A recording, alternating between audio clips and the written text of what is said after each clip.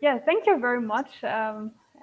Thank you also to the organizers giving me the opportunity here to present or give an overview of like what we can learn with the 21 centimeter signal about the epoch of reionization.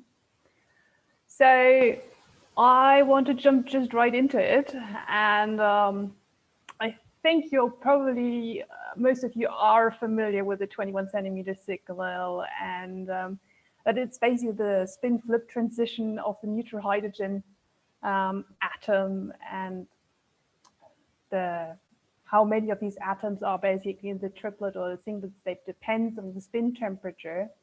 And during sort of the cosmic dawn period, what we actually measure is sort of the difference between the emission from the neutral hydrogen atoms relative to the CMB temperature. And during the cosmic dawn, we basically see it in absorption. While in the epoch I'm going to discuss it now, the epoch of reionization, we see it in emission.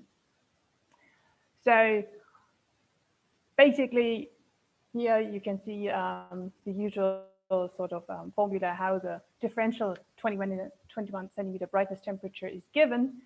And I think the key point takeaway here is like during the epoch of reionization, the 21 centimeter signal is an emission. It is dominated basically by the density and later by the ionization fluctuations.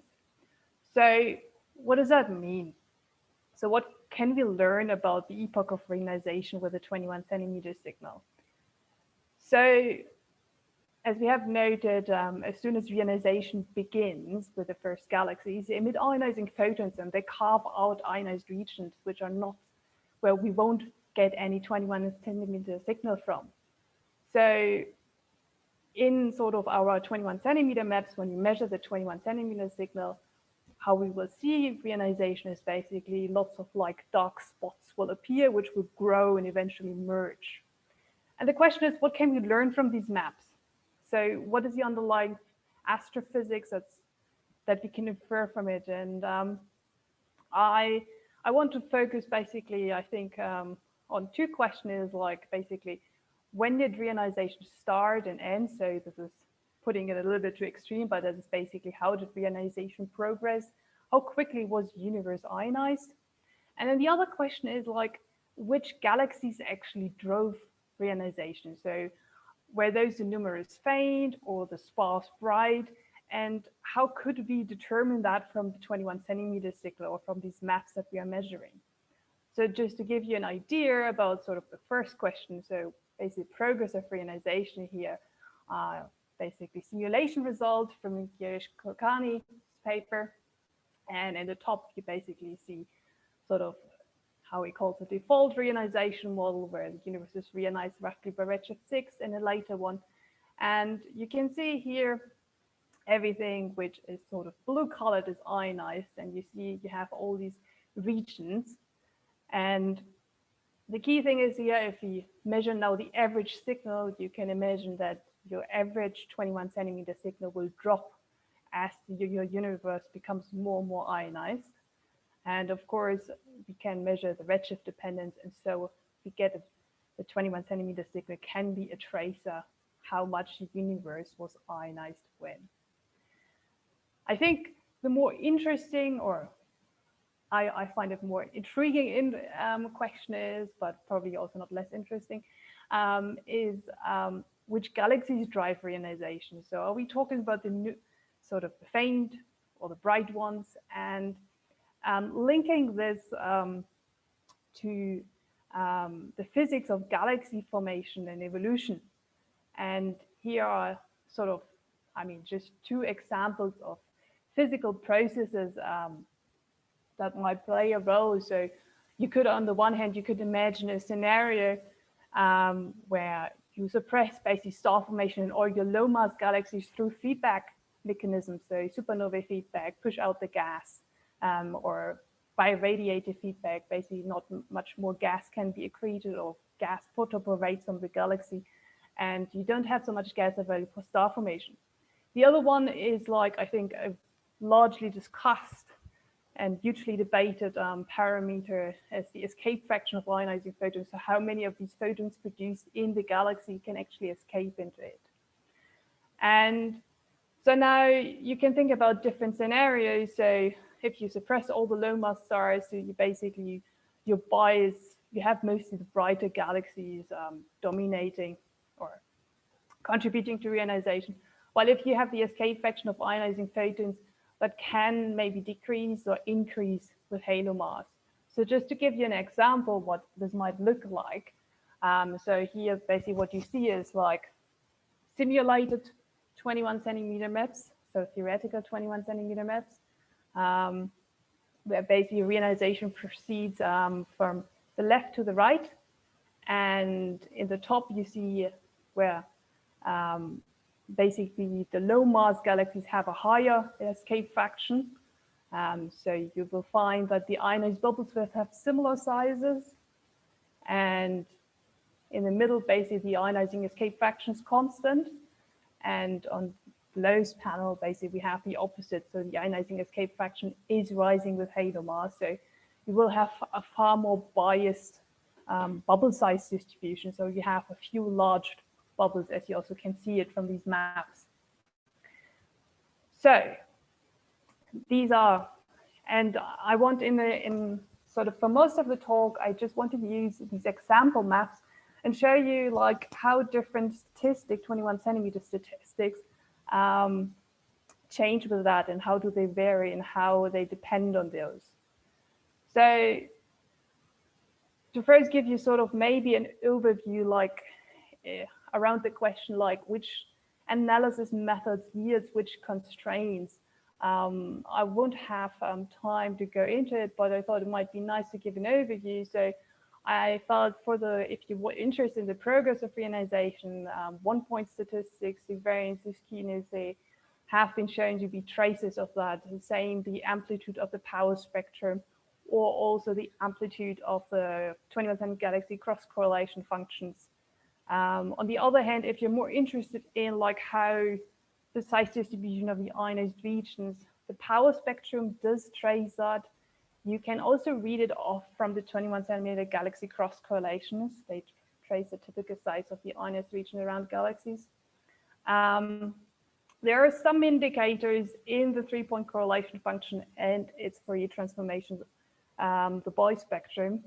And there have been also like over the past years, a bunch of like other pretty cool other topological analysis methods. I don't know, granulometry, Minkowski functionals with Betti numbers, persistent topology, morphological patterns. I mean, I think there you can check out Simon's talk. And yes, but I'm going to focus here mostly on the power spectrum and the bispectrum, and only will briefly mention the cross correlations because I think we also will have later talk about that. All right, so coming back to our fields, this is just to give you again a reminder which 3 cases we have. So basically, as our escape fractions increases with halo mass, oh, sorry, this is exactly the arrow's the wrong way around. So no, the indices. So on the right hand, the escape fraction decreases with halo mass, and you have more similar sized ionized regions. So to quantify this first, I just want to show you size distribution statistics. So this is what I'm showing here on the left-hand side. So this basically color-coded, it's the size distribution of the ionized regions. On the y-axis, you have basically the average ionization fraction, and on the x-axis size. The color code is basically the mean free the size distribution of the ionized region through the mean free path method. And what you can see as dots are basically the results. That's the peak when you do the size distribution with granulometry. So what you can see here is that if your ionized regions get more similar sized, or the escape fraction decreases with halo mass, you get smaller ionized regions. And I think that's also very obvious from the 21 centimeter maps you see on the right. If you look then also at the neutral region, we actually see the same trends. So you will also have, if you have smaller ionized regions, you will also have smaller neutral regions, because you can sort of imagine that all your small sources basically intersect your neutral region and make them smaller. So with those two trends in mind and how it depends, I'm going to jump now into the first analysis, so the 21 centimeter power spectrum in this case. So the 21 centimeter power spectrum, just to remind everyone, is the Fourier transform of the two-point correlation function. And so here is basically, I show at the top, again, you see the 21 centimeter maps, and on the bottom, the power spectrums. And so with the 21 centimeter power spectrum, the black solid line is the case when the escape fraction is constant. So that's, let's say, our fiducial case. And the green and bluish lines are those where the escape fraction increases with halo mass. So we have more large sized ionized regions, while the red and orange lines, they are when the escape fraction decreases with halo mass. So we have more similar sized and smaller ionized regions. And I think you can see very well that the power spectrum is sensitive to this size distribution. And very early on, so if the universe is hardly ionized, so if it's 90% neutral, the 21 centimeter power spectrum follows very closely the density fluctuations.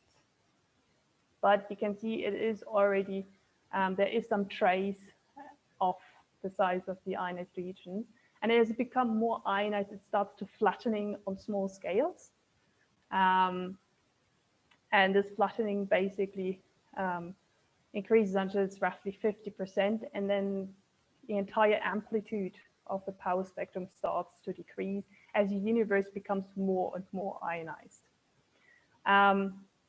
Just as a reference, I have just indicated here, if people are interested in looking at it and making more sense for them in detail.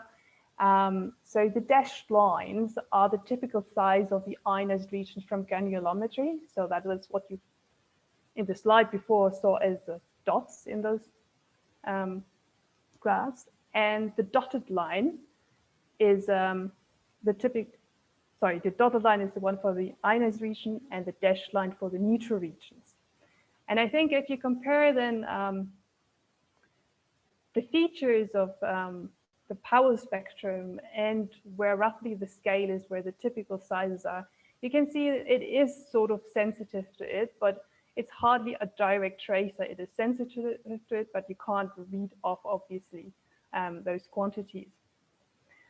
But I think it's a good indicator for trends. So, for instance, if you would like to know whether our escape fraction increases or decreases with halo mass, so the power spectrum basically, the large scale power spectrum in comparison with a small scale power spectrum could be a tracer for that.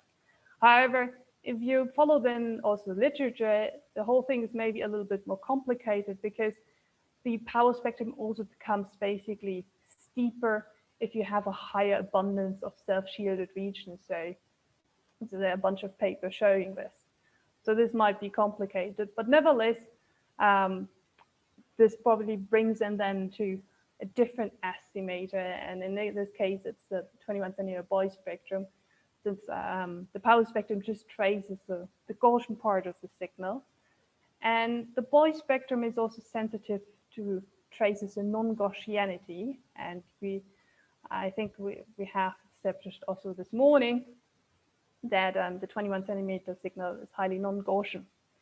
So giving you a rough introduction into the 21 centimeter bispectrum and how to imagine it. So the bispectrum is basically the 3-point correlation function in Fourier space. And as you can see from its definition, it will only contribute if your k vectors in k space form a triangle. And so on the bottom, you see sort of different triangle configurations.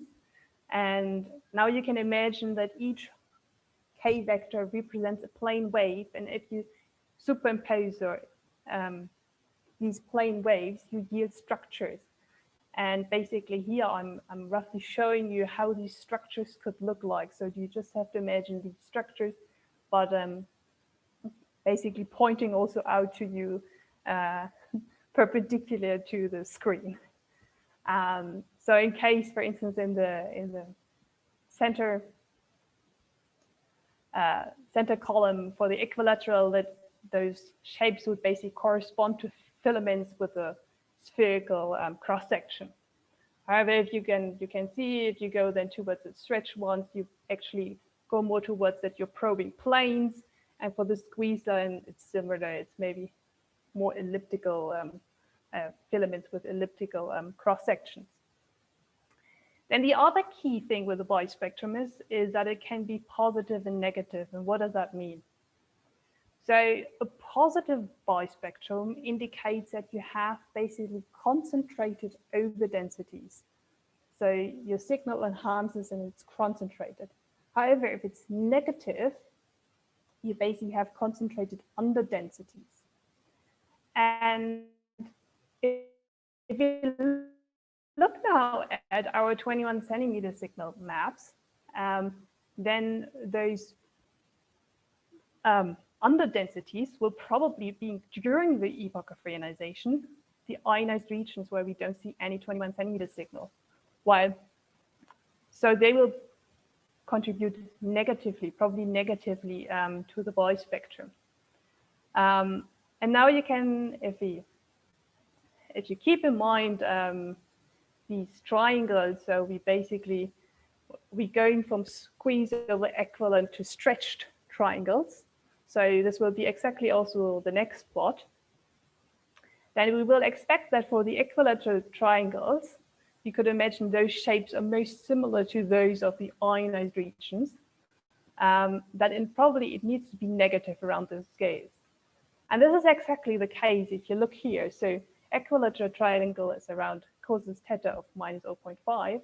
And what we see here, the bispectrum is indeed negative.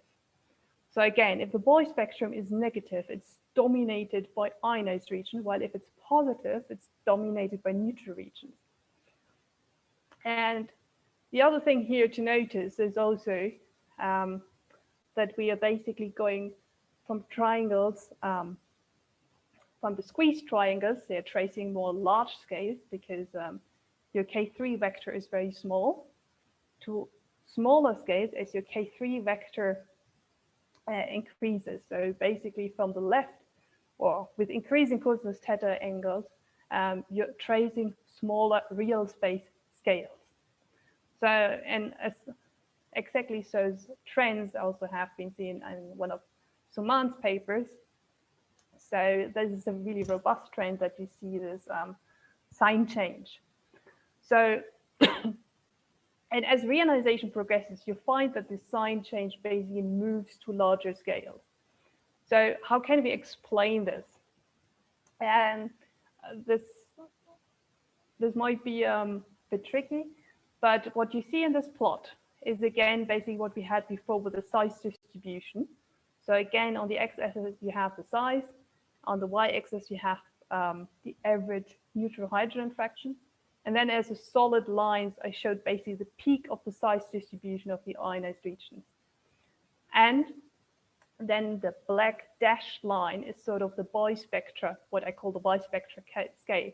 So that's basically from your isocell triangle, the two legs, the length of these two legs.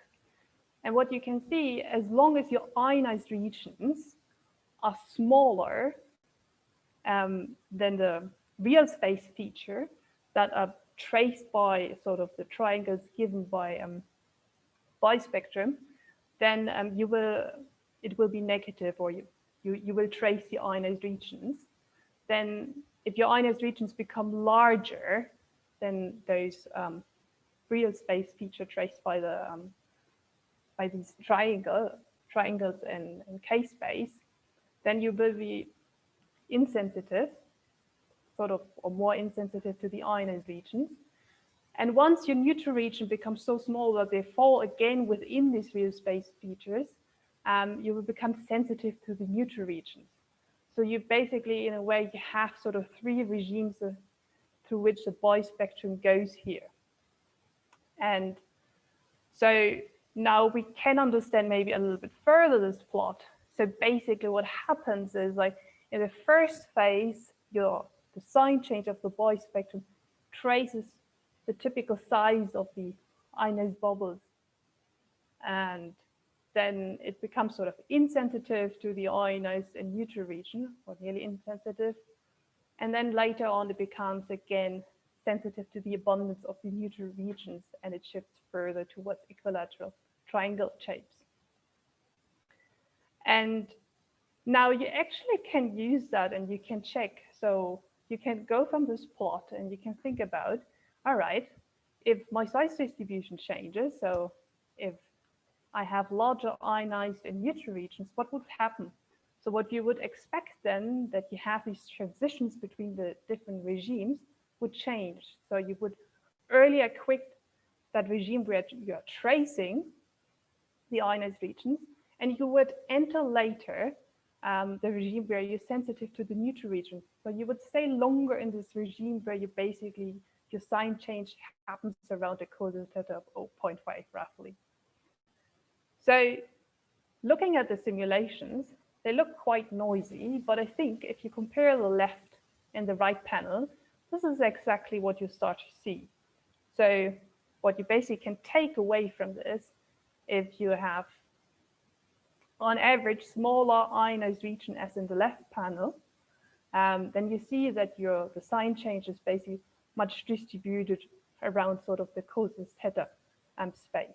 However, if you go have a larger ionized region and you're still probing the same bispectral scales, then a lot of your sign transitions will happen around the causal theta equals 0.5, 0.3. And I think in this way, the bispectrum is sensitive to your ionization topology, and particularly the size distribution of the ionized regions. And this has been also shown, I think also, you can see it also in other works. So for instance, here, I'm showing some work from Suman's group. It's in Saxena. Thanks. They have looked at the warm dark matter, and I think here you also, if you know that basically in warm dark matter models, you have less lower mass galaxies, and so a lower abundance of smaller ionized regions, you see that sort of the sign shift shifts also to lower causal theta values as your dark matter basically becomes warmer. And yeah, Suman has also looked at how redshift space distortions affect basically the bispectrum. It basically boosts the amplitude for plane-like structures, as you can see it maybe in the bottom panel, like for roughly what is marked as blue, the blue triangles.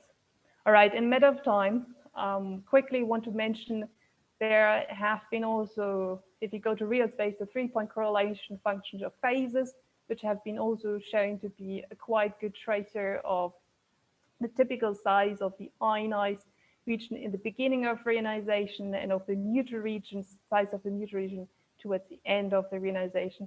I think Adelie is also very happy to talk more about this if you have further questions.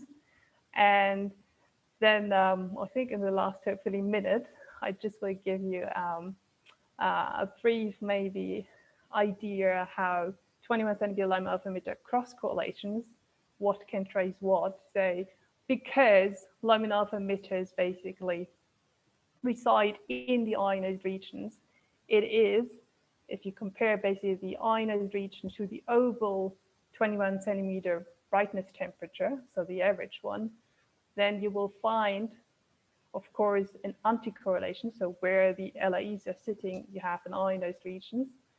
But because this difference is basically you're measuring, your cross-correlation measures the difference of your 21 centimeter brightness temperature in the ionized region to the average signal, your amplitude of the cross-correlation at small scales is sensitive to your overall neutral hydrogen fraction is sort of an indirect tracer of how much universe is ionized.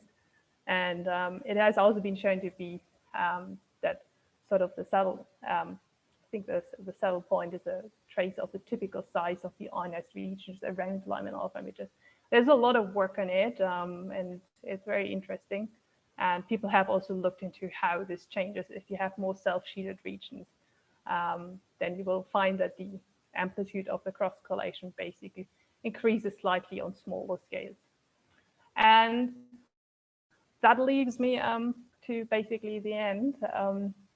I think I hope I gave you a rough overview of what kind of statistics are out there, and gave you a feeling how they depend on actually your astrophysics. And I think I just want to end with a few, I think for me, open questions is like how well we actually will be able to constrain astrophysics with a 21 centimeter signal. So the ionizing sources, but probably also the IgM, how clumpy is it, and what is the impact of self-shielding, and which degeneracies are there left, and how can we break them? And then lastly, because we're measuring what is the impact of redshift space distortion or the light cone effect, and how does it impact our constraints? And yeah, probably then this is touching a little bit towards the first session, which statistic would be best to combine to reduce, for instance, maybe the contamination in the observed 21 centimeters ago. Thank you. Thank you, Anna. I think we have a short moment for a quick question, if there's one. Please just speak up.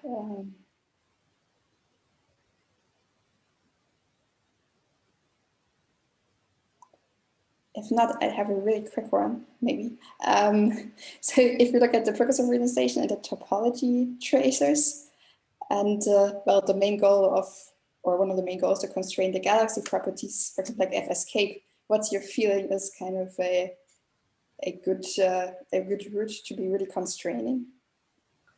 Or what of these measures helps best with, for example, F escape?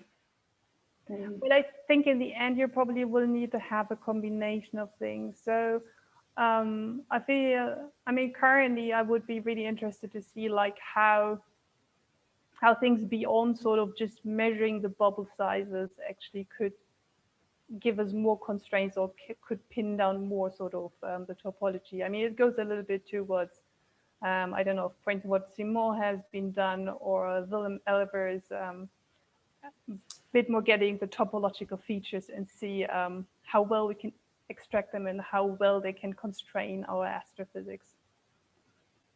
But, yeah.